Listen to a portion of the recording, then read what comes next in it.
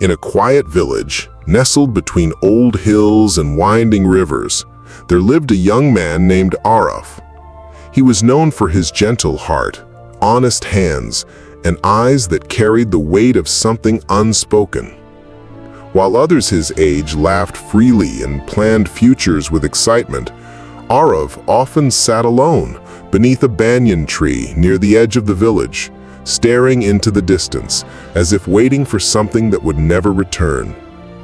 Years ago, when Araf was just a boy, he had made a mistake, a big one.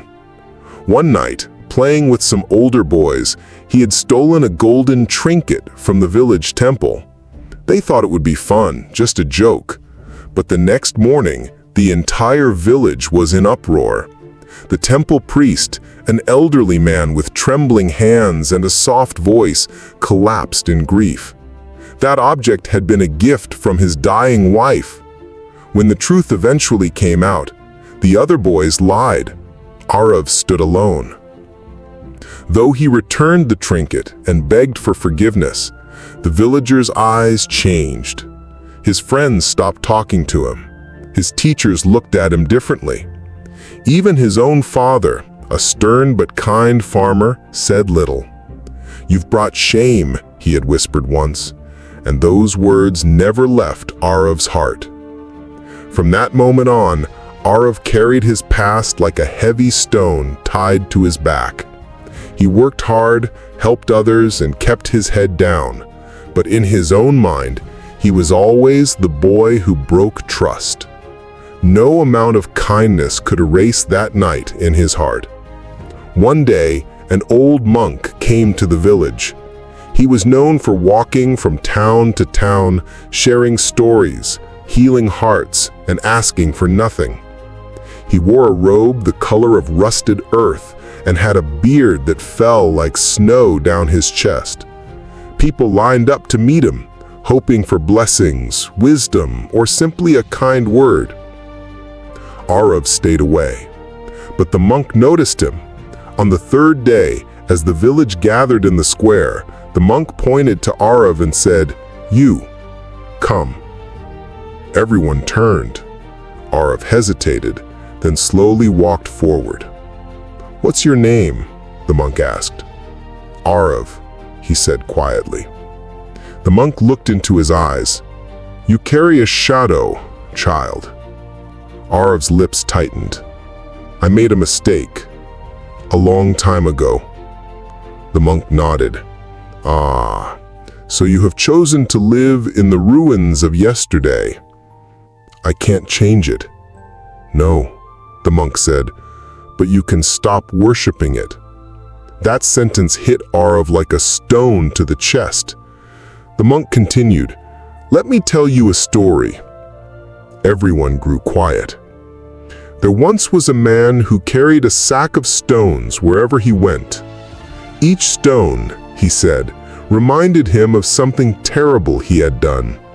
One for the lie he told his mother, one for the friend he betrayed, one for the time he failed to stand up when it mattered most.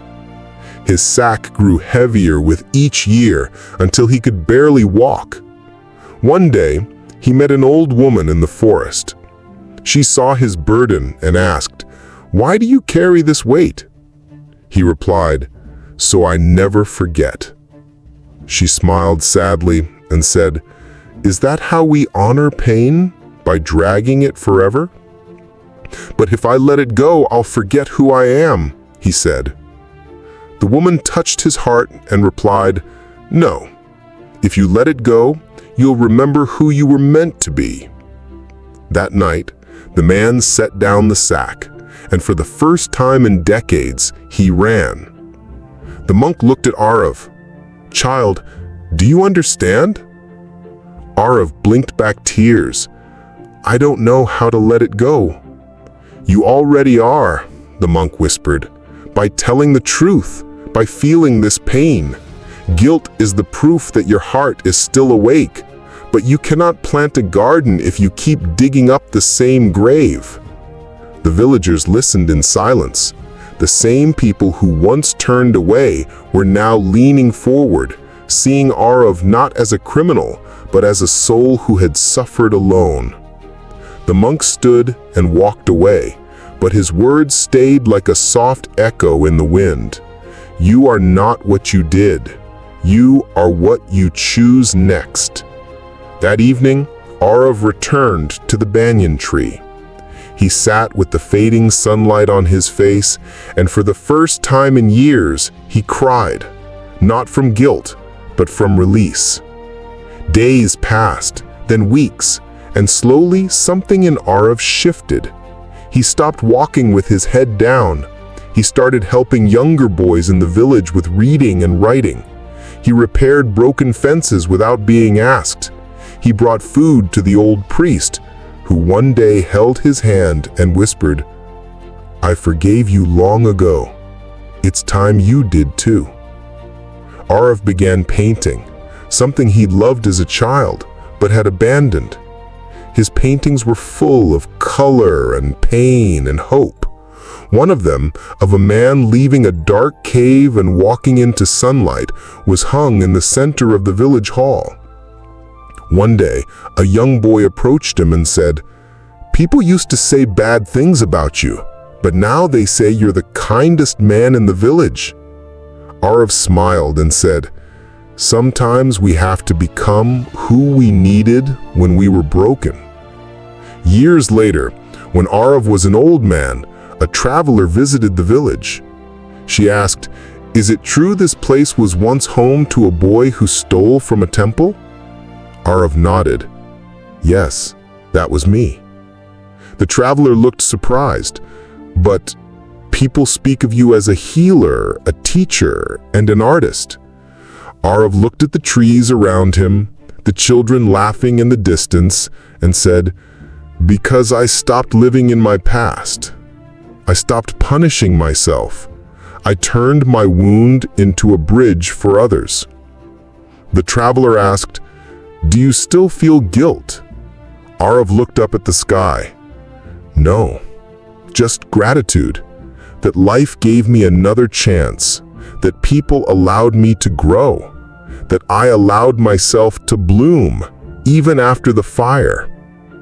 Then he added something that would stay with the traveler forever. You are not your worst day. You are not your lowest moment. You are not the person you were when you didn't know better. You are every act of love, every moment of courage, every time you chose light over darkness.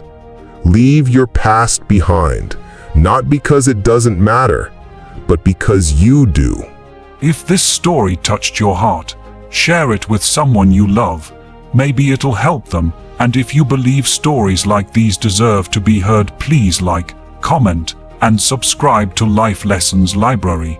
Your one click keeps these stories alive.